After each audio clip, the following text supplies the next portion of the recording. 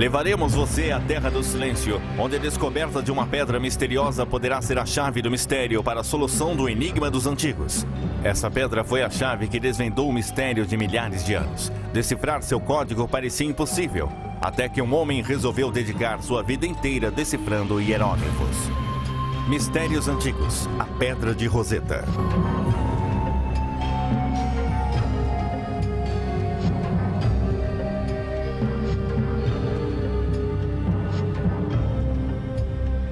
O Museu Britânico em Londres está repleto de notáveis antiguidades do Egito Antigo. Entre os tesouros estão múmias com 3.000 anos de idade e estátuas colossais de grandes faraós. Porém, há um item mais valioso do que todos os outros. Na entrada da coleção egípcia há um grande bloco de pedra.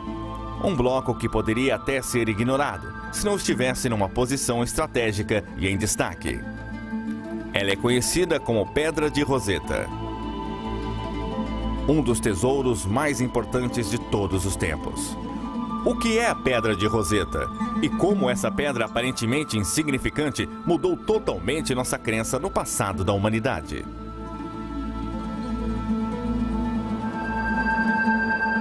Durante 2.000 anos, a história do Egito Antigo ficou enterrada nas areias do tempo. Viajantes e estudantes tinham conhecimento da existência desse povo misterioso, porém nada era conhecido sobre eles. Que homens construíram essas pirâmides gigantescas do tamanho de montanhas? Para quais deuses dedicavam seus enormes templos do tamanho de cidades? E por que preservavam seus mortos, enterrando-os com seus tesouros?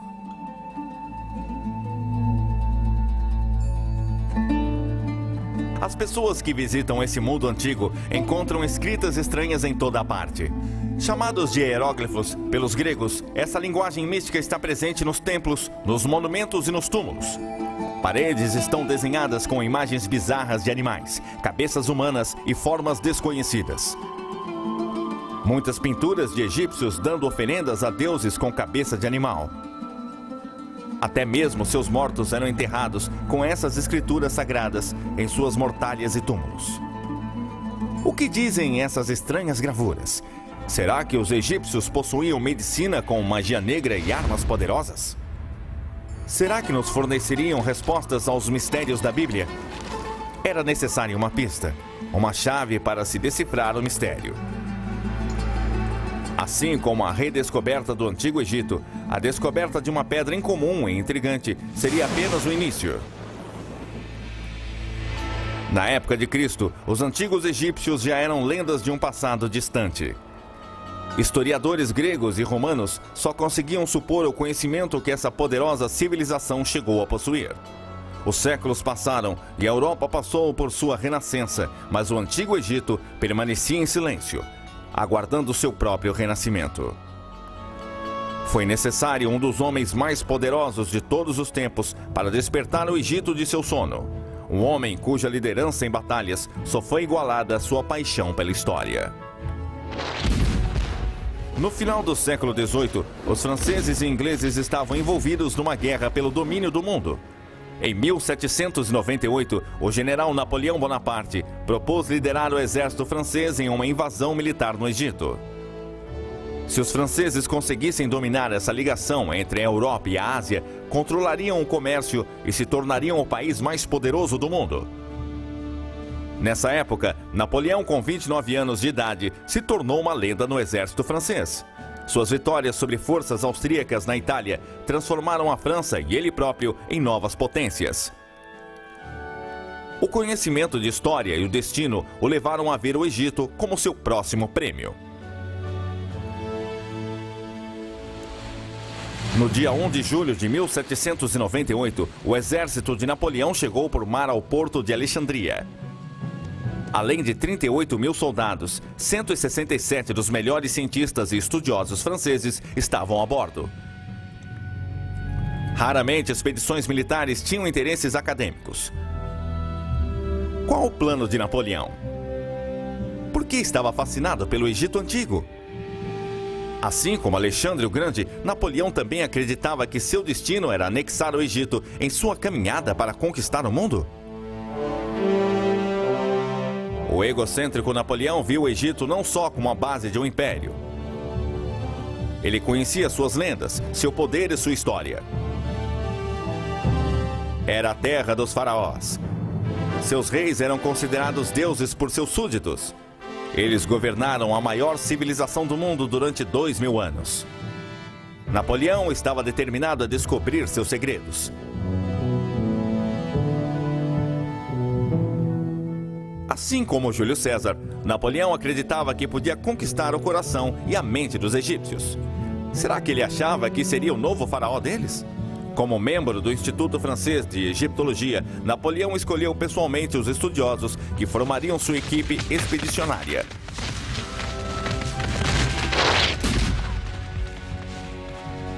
Enquanto o exército francês varria o Nilo esmagando a oposição, os estudiosos iniciaram um trabalho imediatamente, criando um instituto no Cairo.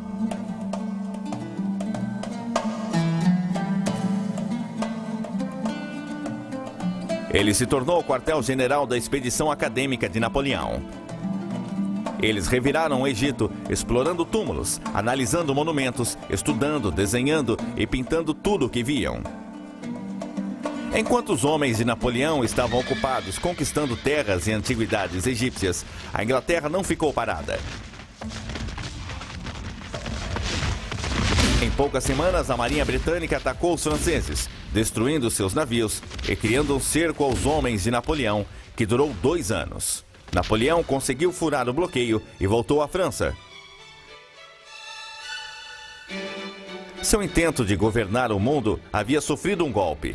Enquanto o abandonado exército francês lutava para se manter vivo, cientistas e estudiosos criavam a egiptologia moderna. Lutando contra a inevitável expulsão pelos ingleses, eles não mediam esforços para copiar e analisar o máximo possível. As respostas desses mistérios adormecidos precisavam ser descobertas. Ironicamente, não foi nem um cientista nem um estudioso, mas um soldado que fez a descoberta mais importante de todas. Em meados de julho de 1799, enquanto o cerco aumentava, os franceses continuavam se defendendo. Situada ao longo do Nilo, entrando pelo mar Mediterrâneo, encontraram uma cidade chamada Roseta. Com a intenção de reconstruir o antigo forte árabe, homens sob o comando do tenente Pierre Bouchard começaram a reconstruir os muros. Os árabes frequentemente retiravam material dos templos antigos que usavam em suas próprias construções. Despercebida nesses muros, enterrada desde a época dos faraós, estava uma grande pedra. Enquanto os soldados derrubavam as paredes do forte, a pedra foi encontrada. Imediatamente, os soldados perceberam uma coisa estranha e potencialmente valiosa. Nesse bloco de pedra, havia 3 tipos de escrita: grego, uma escrita egípcia cursiva chamada demótico e hieróglifos. The stone was a kind of magical discovery, and I think it is a piece of extraordinary luck that whoever was there had the perspicacity and the interest to say, gosh, you know, what have we got here? Could be important, key to the hieroglyphs. One can imagine that a less well-informed officer might have said, oh, no, it's just an old stone, build it into the fort. People have often said, you know, thank God it was a French officer, not a British officer, because, you know, they were perhaps a little more intellectually minded. Chamada de Pedra de Roseta, ela media 112 centímetros de altura e 75 centímetros de largura. Pesava cerca de 680 quilos. O general francês Jacques Menot mandou que ela fosse enviada ao instituto no Cairo para traduzir em grego. O que estava escrito? Será que o grego poderia ser usado para a tradução dos hieróglifos? A descoberta provocou uma agitação imediata. A língua grega era bem conhecida e os estudiosos traduziram o texto rapidamente. Era um decreto em homenagem ao faraó grego Ptolomeu V, no seu primeiro aniversário de morte. Em troca dos serviços prestados por ele beneficiando o Egito, placas deveriam ser colocadas em todos os templos importantes. Sabia-se que os gregos governaram o Egito de 300 anos antes de Cristo até décadas antes de Cristo. Como essa pedra conseguiu sobreviver durante mais de 1800 anos? Será que existiam outras? Os escritos pareciam sem importância até lerem a última linha. Este decreto será escrito sobre uma estela de pedra nos caracteres sagrados, nativos e gregos. As 3 inscrições diziam a mesma coisa. A novidade se espalhou rapidamente pela Europa. This stone offers great interest for the study of hieroglyphic characters. Perhaps it will even give us the key at last. Courrier de l'Égypte, August 1799. A pedra de Roseta não ficaria com os franceses por muito tempo. O ataque britânico logo os levaria a se renderem. Como um general francês conseguiria esconder a pedra e impedir os ingleses de terem sua posse? Durante as negociações, oficiais militares ingleses exigiram a pedra. Será que acreditavam que os hieróglifos traduzidos revelariam segredos militares? Será que a pedra seria a voz que acabaria com o longo silêncio do Egito Antigo?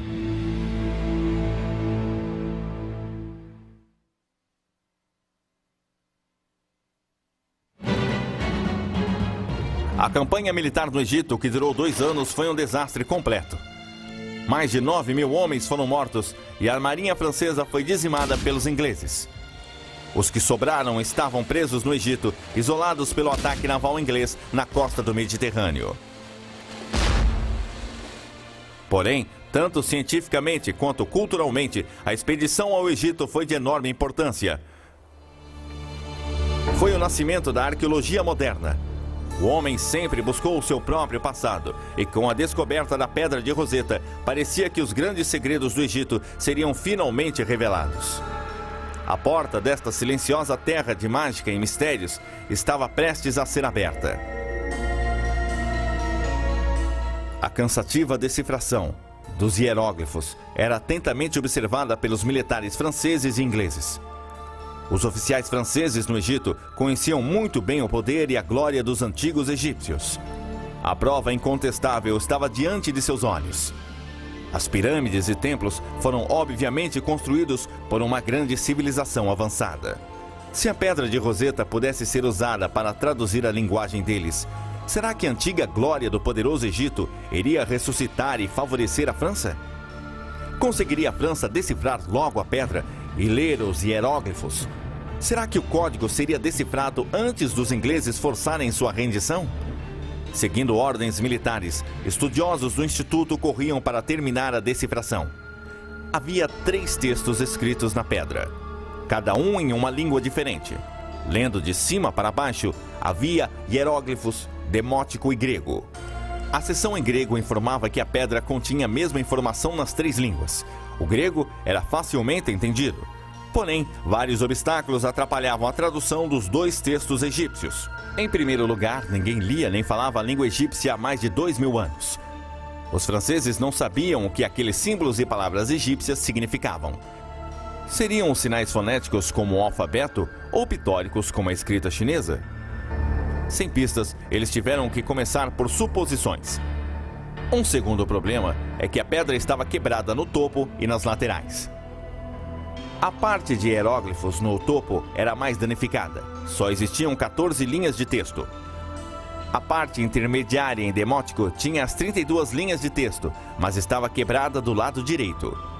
O texto em grego tinha 54 linhas.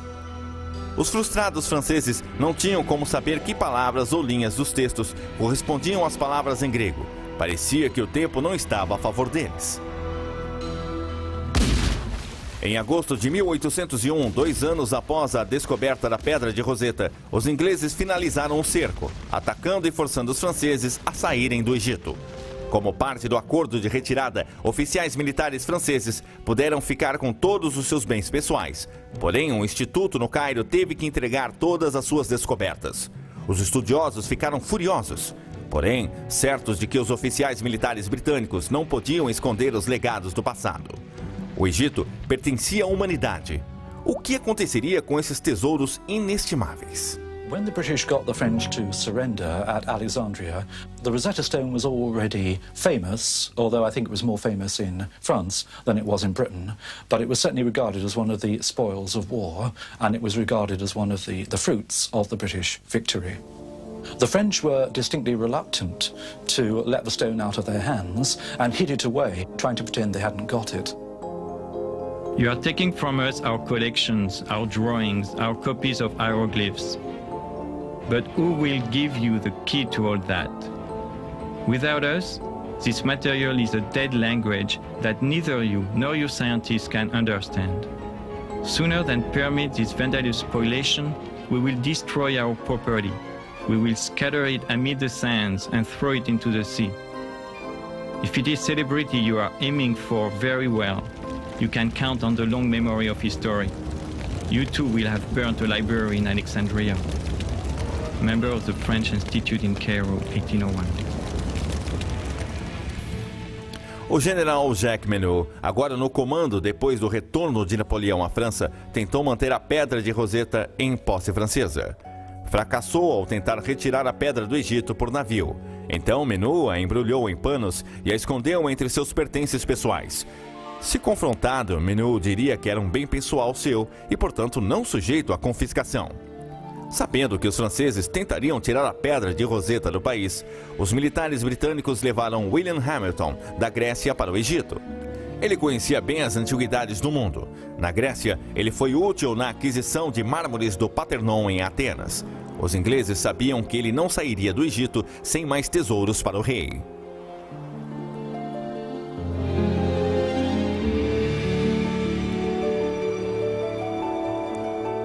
Hamilton e os militares britânicos suspeitavam que Menot estivesse escondendo a pedra. Quando questionado em sua casa em Alexandria, Menot defendeu arduamente seu direito de ficar com ela, mas os oficiais britânicos foram insistentes. Com uma arma apontada para ele, Menot concordou que os franceses eram os perdedores dessa batalha. Ao invés de destruir a pedra, Menot aceitou que os ingleses eram mais fortes e conquistaram o direito desse valioso troféu. William Hamilton confirmou que a autenticidade da pedra e finalmente o exército britânico se apossou do seu prêmio. A Pedra de Roseta foi imediatamente embarcada de volta para a Inglaterra, chegando em fevereiro de 1802. Agora a Inglaterra tinha a chave, porém os franceses tinham feito cópias. Teve início a corrida para ver quem decifraria seus mistérios primeiro. A seguir, com todo o poder e riquezas do Egito nas mãos, fama e glória estavam reservadas para o homem que encontrou a chave. Enquanto as nações observavam, grandes estudiosos lutavam para serem os primeiros a abrirem a porta. Como surgiu essa rivalidade ferrenha entre amigos? Quem foram os homens que tentaram decifrar o código e falharam? Será que a Pedra de Roseta revelaria suas respostas? Enquanto o Antigo Egito estava sendo redescoberto pelos franceses e ingleses, acontecimentos significantes surgiram em outras partes do mundo.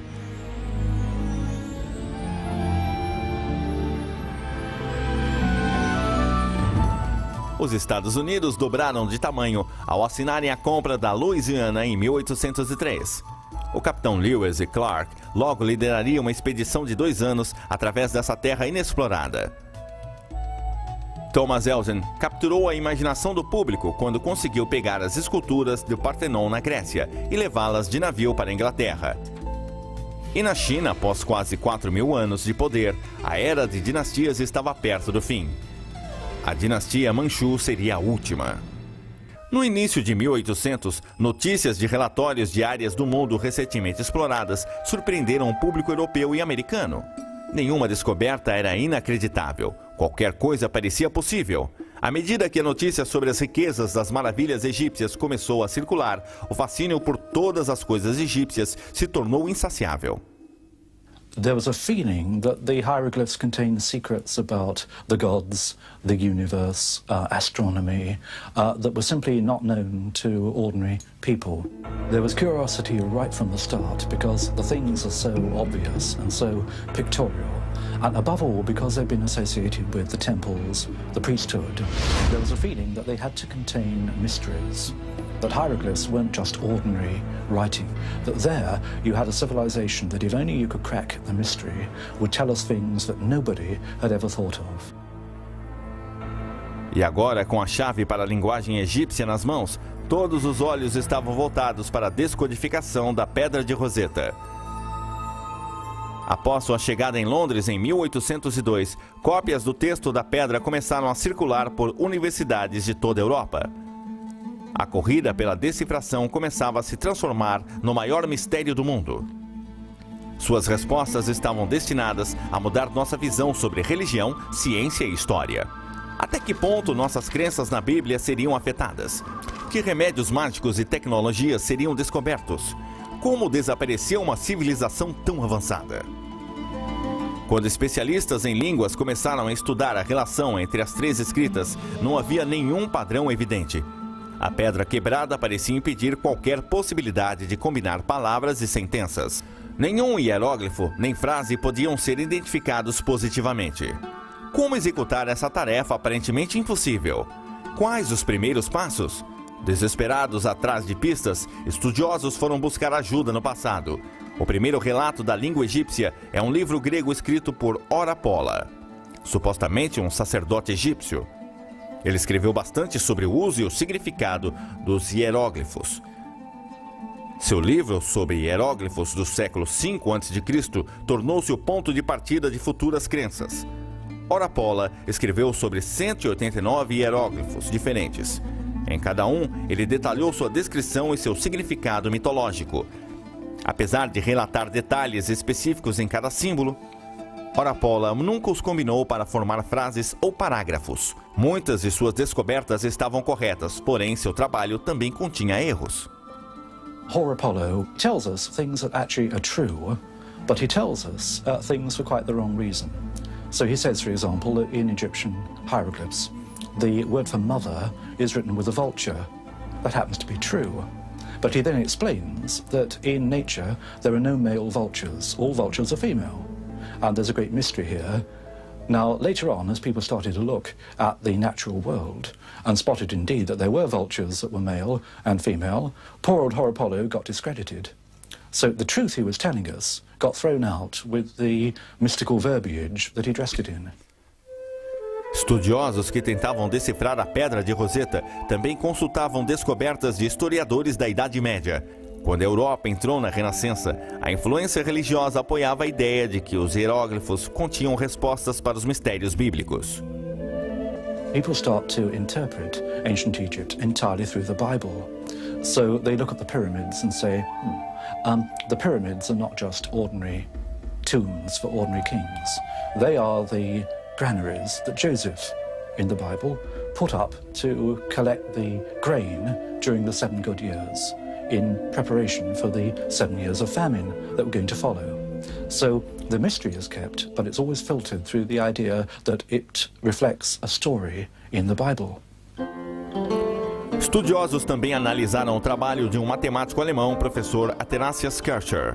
Ele se tornou uma autoridade reconhecida em hieróglifos por volta de 1650. Assim como Orapola, antes dele, Kircher descreveu cada hieróglifo como representação de uma ideia ou conceito. Diferentemente de Orapola, Kircher começou a combiná-los em palavras e frases. Além disso, Kircher simplesmente criou traduções imaginárias. Suas anotações interessantes levaram até o Papa a acreditar que ele realmente sabia ler a linguagem egípcia. Mais de um século depois, na época da expedição de Napoleão, os estudos de Kircher ainda eram considerados verdadeiros. O que os primeiros estudiosos que tentavam decifrar a Pedra de Roseta descobriram no passado, no fato e na ficção, é que os hieróglifos eram pitóricos, semelhantes à escrita de caracteres orientais. Cada hieróglifo representava uma palavra ou ideia. Só depois que essas teorias passadas foram abandonadas, é que a Pedra de Roseta pôde finalmente revelar suas pistas. Em 1802, Sylvester de Saussure, da França, e Johann Åkerblad, da Suécia, foram os primeiros a abandonar as ideias do passado e a tentar uma nova abordagem. They looked at Egyptian hieroglyphs and said, other civilizations write in perfectly normal ways. I don't see why the Egyptians have to be different.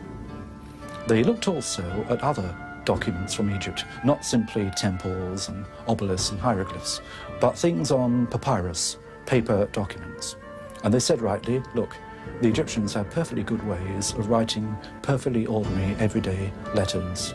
Maybe all of their writing system is rational after all. De Saussure e Åkerblad seguiram a premissa de que a linguagem demótica usava o sistema de linguagem ocidental. Marcaram um grande número de palavras gregas que se repetiam, incluindo os pronomes ele ou dele e a palavra grego. Depois pesquisaram um texto em demótico à procura de palavras que se repetiam aparentemente no mesmo local.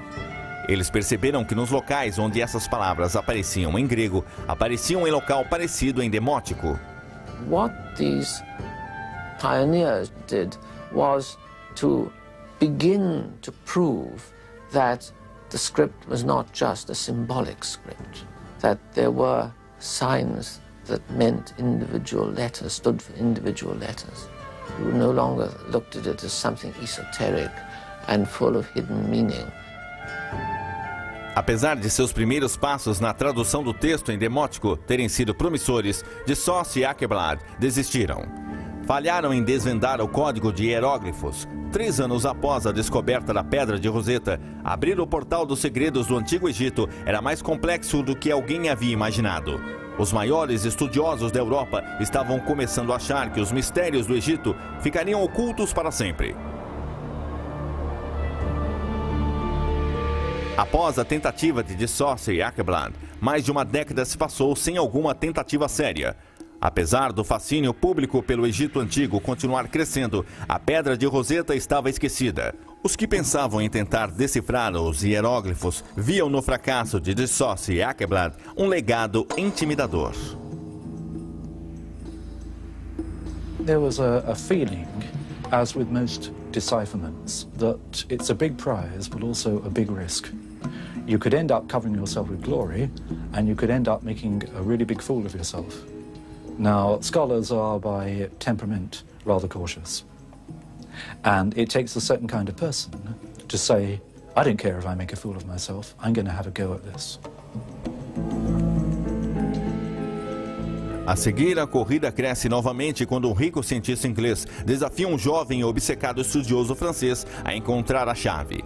Conheça o gênio inglês que decidiu passar as férias de verão descodificando a Pedra de Roseta. Como ele se tornou o primeiro a ler os hieróglifos. Descubra também a lenda que envolve a previsão de um feiticeiro de que um rapaz de uma cidade pequena iria levar luz ao passado.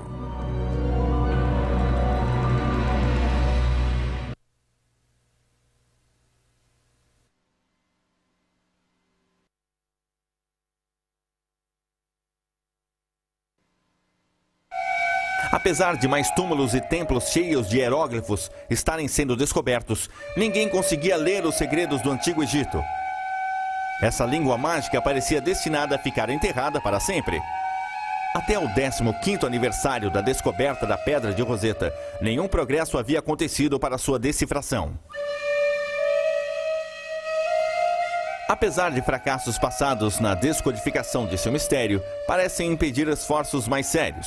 2 homens dariam um passo à frente, cada um reivindicando ser o primeiro. No verão de 1814, um médico, físico e linguista londrino de 41 anos levou uma cópia da Pedra de Roseta para sua casa no campo. Ele decidiu passar suas férias de verão analisando aquele enigma. Desta vez, a Pedra de Roseta começaria a falar. Thomas Young was one of the most remarkable people that Britain has ever produced. If you do a list of his achievements, it is quite amazing. He looked at the question of light and how that works, and he comes up with the wave theory of light, which is the foundation of a lot of modern physics. He is interested in the human eye. He's interested in how it sees color. He's interested in perception. And his notions of the human eye are at the basis of a lot of modern optics. This man was probably the most brilliant problem solver that Britain has ever produced. Young pressentiu que muito do misticismo que cercava o Egito Antigo era bobagem. Ele não acreditava que segredos do universo seriam descobertos. O que o atraiu na Pedra de Roseta foi o problema, um mistério não resolvido, e ele queria uma chance para desvendá-lo. Young começou se concentrando nas palavras. Ele as localizou no texto em grego, onde as palavras apareciam mais de uma vez. Depois, tentou encontrar frases no texto em demótico, em que havia grupos de símbolos que se repetiam no mesmo número de vezes. Utilizando esse sistema de combinações, Young foi sistematicamente identificando 86 traduções em demótico, incluindo as palavras rei, Ptolomeu e Egito. O sucesso inicial de Young o levou a continuar com seus esforços, além de onde de Saussure e Aqueblat haviam parado. Egiptólogos sempre foram fascinados por hieróglifos, cercados por linhas ovais. Elas se chamavam pertussis e pareciam ter sido colocadas estrategicamente dentro e ao redor de templos e túmulos. Alguns egiptólogos começaram a especular que um formato oval continha o nome de um faraó ou um membro da família real. Young usou esse conhecimento para trabalhar na teoria de que os formatos ovais na pedra de Roseta continham o nome Ptolomeu. A pedra era em homenagem a ele, então seu nome estaria nos formatos ovais em hieróglifos. Mais adiante, Young supôs que, como Ptolomeu era um nome grego, os egípcios teriam de escrever seu nome foneticamente. Se os hieróglifos fossem pictóricos, eles não teriam símbolos para nomes ou palavras estrangeiras. 4 anos após ter iniciado, Young associou corretamente as letras gregas no nome Ptolomeu com os hieróglifos dentro de uma das formas ovais. Em 1818, ele foi o primeiro a fazer a pedra falar. A seção de hieróglifos falou sua primeira palavra, Ptolomeu. Enquanto seu sucesso começava a atrair a atenção do público do outro lado do canal inglês na França, outro homem estava obcecado em decifrar a pedra de Roseta. Um homem que inicialmente Young encorajaria e mais tarde se arrependeria de tê-lo ajudado. Thomas Young's work was well known, not only in England but also in other countries. What's more, he sent copies of his work to various scholars up and down the continent, and particularly to Paris. And copies of Young's work were sent to Sylvestre de Sacy. One day, de Sacy showed a copy of Young's work to a young Frenchman, and the name of the Frenchman was Jean-François Champollion. O destino de Jean-François Champollion parecia ligado à pedra de Roseta desde seu nascimento. Conta uma lenda francesa que sua mãe acamada recebeu a visita de um feiticeiro meses antes de Jean-François nascer. Olhando nos olhos dessa mulher doente, o feiticeiro viu o passado ligado ao futuro. Ele previu que o filho ainda não nascido dessa mulher seria aquele que levaria luz aos séculos passados.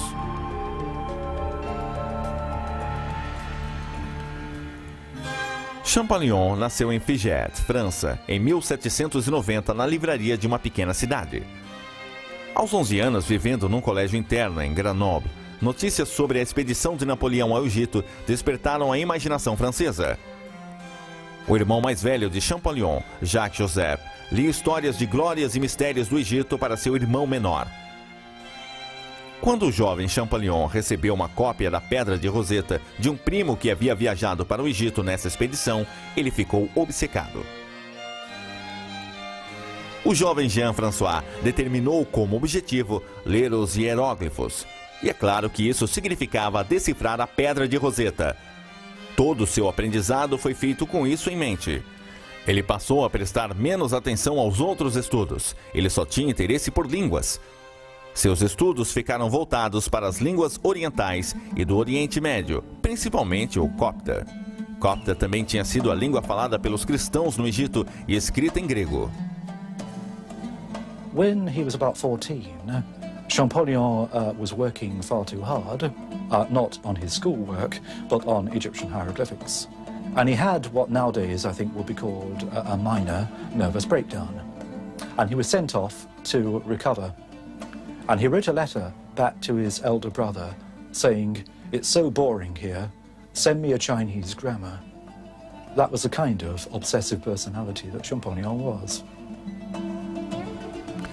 Os estudos iniciais de Champollion estavam focados na decifração da linguagem demótica e sua relação com a copta. Inicialmente, ele havia acreditado que os hieróglifos eram simbólicos, que eram misteriosos e não poderiam ser decifrados de uma maneira comum. Porém, quase que ao mesmo tempo em que Young, Champollion começou a perceber os mesmos elos entre os nomes gregos e os hieróglifos em destaques ovais. Ao ter contato com relatórios do trabalho de Thomas Young, Champollion percebeu imediatamente que ele estava certo. Champollion iria assumir o trabalho de Young e levá-lo adiante. Após obter a inscrição de uma forma oval conhecida de Cleópatra do Templo de Philae, Champollion percebeu que se Ptolomeu e Cleópatra tivessem letras em comum, seus hieróglifos também teriam sinais em comum. Quando Champollion alinhou os nomes em hieróglifos, os sinais de P, L e O se encaixaram.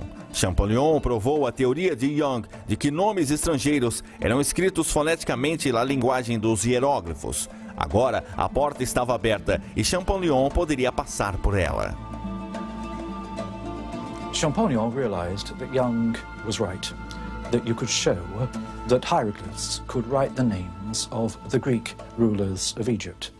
But that was one thing. It may be that that was simply a way used in later times to write foreign names.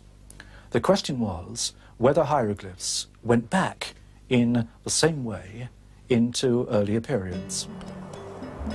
Champollion deu uma olhada na cópia de uma inscrição do grande templo de Karnak. Essa inscrição continha o nome de um rei que se repetia muitas vezes. O nome do rei estava escrito com 3 sinais. No topo havia um disco de sol. Champollion sabia que em copta o nome do sol em egípcio antigo se pronunciava Ra. No final havia uma letra que Thomas Young havia identificado, a letra S. Ela estava escrita 2 vezes. Agora ele tinha o nome de um rei que começava com Ra e terminava com S. O sinal do meio era um mistério. Não havia sido decifrado por Young nem por ninguém. Porém, Champollion localizou esse sinal na pedra de Roseta. Ele aparecia diversas vezes. Sempre que aparecia, o grego correspondente era traduzido na ideia de nascimento ou nascer. Champollion sabia que em copta dar à luz era Messé. Ele tinha um nome de rei, começava com Ra, no meio Messé e no fim S. And Champollion knew the ancient names of the kings of Egypt, and he knew that there had been a famous king on the throne of Egypt called Ramesses. And suddenly, he realized he was looking at the key to the whole thing. The knowledge of Coptic, the alphabet deciphered by Thomas Young, plus his immense knowledge of ancient Egypt, gave one the decisive breakthrough. And at this point, he comes out with, Je tiens l'affaire, I've got it. A reação de Young aos esforços de Champollion foi conflitante. Ele estava feliz em ver alguém continuando o seu trabalho, mas estava irado por Champollion se recusar a dar algum crédito a ele. Champollion podia ter tido as mesmas ideias, mas seu trabalho não foi publicado. O de Young foi. Quando finalmente Champollion publicou seus resultados, ele se tornou assunto de Paris. Toda a França comemorou o fato de um francês ter decifrado os hieróglifos primeiro, e Champollion não poderia ser incomodado com controvérsias. Seu enorme trabalho cresceu e seus esforços continuaram com impressionante tenacidade e velocidade. Ele estava determinado a montar uma lista completa de todos os faraós e a data que estiveram no poder. Em 1824, Champollion havia montado um alfabeto de hieróglifos, que continha 21 letras. Todo o trabalho de Champollion foi executado em uma mesa usando cópias de inscrições que outros haviam fornecido. O que aconteceria quando ele viajasse ao Egito e olhasse para os hieróglifos pela primeira vez? Será que os hieróglifos falariam? O que eles finalmente iriam dizer?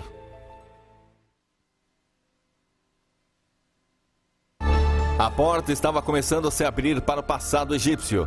A pedra de Roseta estava finalmente mostrando ser a chave na decifração dos hieróglifos. Mas o que eles diziam? Que segredos e mistérios seriam revelados? O anúncio da descoberta de Jean-François Champollion deu a ele muita fama na França. A Academia Francesa havia inicialmente o considerado um louco obsessivo, trabalhando sozinho no quarto e não chegando a lugar algum. Mas de repente ele se tornou um herói nacional.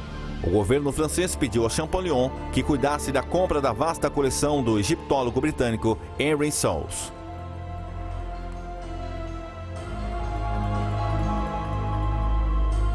Após sua inclusão no Museu do Louvre em 1827, Champollion foi nomeado primeiro curador de antiguidades egípcias do museu. Porém, Champollion tinha ambições maiores do que criar um inventário de um museu. Ele queria viajar ao Egito. Em 1828, com a ajuda do Museu de Turim, na Itália, Champollion organizou uma expedição para viajar pelo Rio Nilo. Esta foi a maior investida científica ao Egito desde Napoleão. It was his first exposure, and an absolute stunning exposure to the monuments of Egypt. And of course he ran around them like a wild thing, identifying cartouches. This is what was one thing that was obsessing him at the time, trying to establish the dates of monuments and the order of kings, because they had no true framework for Egyptian history that they could base on the evidence from the monuments. A viagem de Champollion comprovou que seus métodos estavam corretos. Ele conseguiu ler a linguagem dos antigos egípcios nas próprias paredes dos templos. Seu esforço em traduzir os hieróglifos recebeu sozinho o crédito na criação da ciência da egiptologia. O Egito não era mais a terra do silêncio. Agora ele falava conosco através do passado. Nomes de faraós como Ramsés e Thutmose eram lendários. Agora seus rostos pareciam ser identificados. Saberíamos quando governaram e em que templos rezavam. Depois de voltar a Paris, Champollion continuou seu trabalho com material suficiente para escrever a história definitiva do Egito. Infelizmente, ele não chegou a conseguir isso. No dia 4 de março de 1832, Jean-François Champollion faleceu. Champollion never had any doubts about his own ability and about his own achievement. And although he died at the age of 42, towards the end of his life, it was realized what he had done. And the French, quite rightly, created a professorship of Egyptology for him, the first anywhere in the world. So he died knowing that his achievement had been recognized. A lot of Champollion's work was left after his death, and the elder brother collected it, published it as a memorial to the genius in the family. Champollion se concentrou na história faraônica do Egito, porém outros começaram a usar suas ferramentas para estudar demótico e hieróglifos. A quantidade de material escrito nas paredes em papiros era imensa. Com o passar dos anos, a história social, política e econômica dos antigos egípcios começou a ser compreendida. Porém, foi um relato pessoal escrito que surpreendeu a muitos. Aprendemos que, ao olharmos os antigos egípcios, estamos olhando para nós mesmos. Slowly, it became clear that the Egyptians were like the rest of us. They wrote letters to the bank manager. They wrote letters to the local tax official. They wrote letters to each other about various normal aspects of normal lives. They had literature, just like ours, not very different. A Pedra de Roseta trouxe de volta à vida tanto a história do Antigo Egito quanto a da própria humanidade. Apesar da Pedra de Roseta já ter sido decifrada há mais de 170 anos, estamos engatinhando com relação aos mistérios que estão enterrados. Dos tesouros espetaculares encontrados no túmulo de Tutankhamon em 1922, a descoberta do túmulo dos filhos de Ramsés, o Grande, em 1995. O Antigo Egito ainda fornece novas e surpreendentes descobertas. The Rosetta Stone is a milestone between a period when all we knew about our own origins was in the Bible or in the writings of the Greeks and the Romans. After the Rosetta Stone, we start to look at ancient history speaking for itself. It starts to say, where have we come from? Where have the ideas come from? What are our roots? And the Rosetta Stone is a way of bringing us face to face with our own identity. Graças aos esforços extraordinários de homens como Napoleão Bonaparte, Thomas Young e Jean-François Champollion, o mistério da Pedra de Roseta foi desvendado. Agora, a língua e os mistérios dos egípcios antigos podem ser compreendidos.